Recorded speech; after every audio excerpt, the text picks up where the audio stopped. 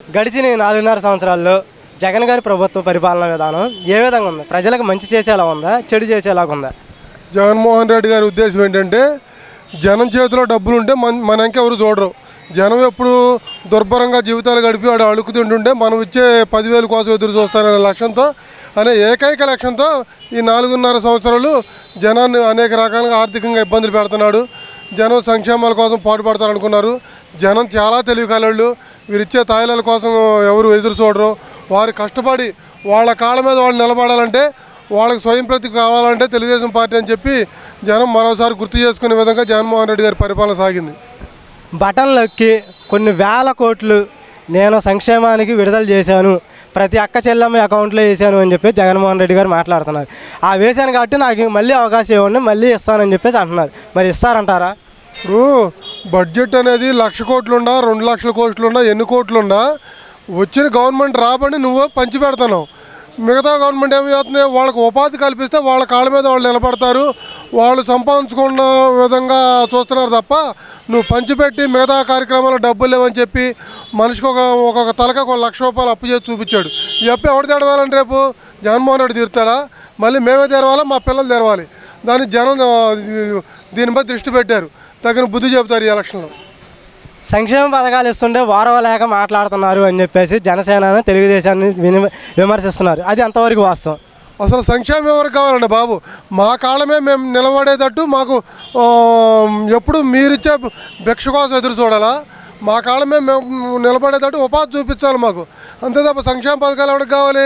సంక్షేమ పథకాలు ఇస్తాను, సంక్షేమ పథకాలు జనాన్ని సోమరపోతులు చేసి ఊరికి మేపుతాను, రేపు నుంచి ఊరికి ఒక కొండ పెట్టి వండుతాం మేము, ఆడకొచ్చి తినండి అని అలవాటు చేస్తాడేమో. అలవాటు చేసి ఇక మనకే వాళ్ళు ఉండాలి. ఈ జనం అనేది మాట్లాడితే అక్కడికి వచ్చి కూర్చోవాలి, సొల్లు కబుర్లు చెప్పుకోవాలి, మనకు ఓటేయాలనే లెక్కలో తయారు చేస్తున్నాడు ఆంధ్రప్రదేశ్ని. రాష్ట్ర అభివృద్ధి కేవలం నా వల్లే జరిగింది, ఇంతవరకు ఏ ముఖ్యమంత్రి చేత కాలేదని చెప్పేసి మాట్లాడుతున్నారు. అది ఎంతవరకు వాస్తవం? అభివృద్ధి ఎక్కడ జరిగిందో ఓపెన్ ఛాలెంజ్ రమ్మనండి, డిబేట్కి, ఓపెన్ డిబేట్కి. అసలు అభివృద్ధి అనేది శూన్యం, సున్నా. అభివృద్ధే లేదు. ఉన్న డబ్బులు అక్కడ అప్పులు తేవడం, ఇక్కడ అప్పులు తేవడం, జనాన్ని పంచిపెట్టడం, అందులో సగం నొక్కడం, ప్రతి దాంట్లో కమిషన్లో, ఆ కమిషన్లో కప్పుచ్చుకోవడం కోసం సంక్షేమం అనే మాట. అంతే తప్ప ఎక్కడేం సంక్షేమం లేదు.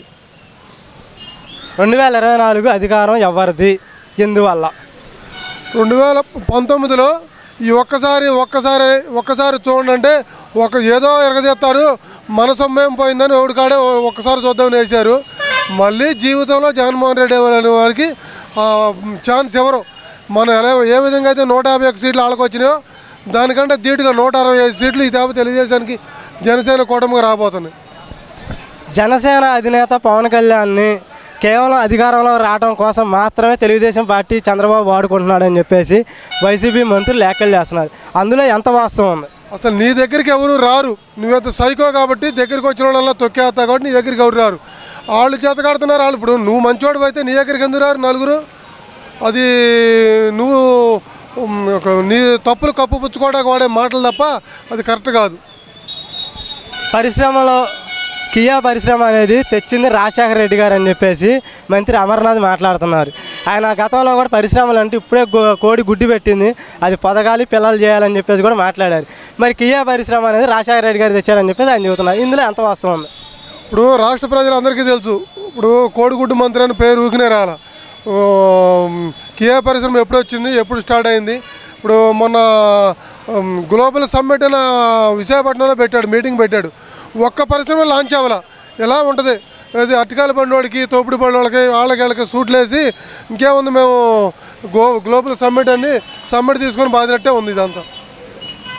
గ్లోబల్ సమ్మిట్లో జగన్మోహన్ రెడ్డి గారు వచ్చిన తర్వాత కొన్ని లక్షల ఉద్యోగాలు ఇచ్చాను అని చెప్పి చెబుతున్నారు. మరి అది ఎంతవరకు వాస్తవం? ఏమేమి ఉద్యోగాలు ఇచ్చారు? అది సాక్షి పేపర్ వరకే పరిమితం తప్ప ఒక్క ఉద్యోగం కూడా లాంచ్ అయినట్టయితే ఎక్కడ ప్రూఫ్లు ఇవ్వండి.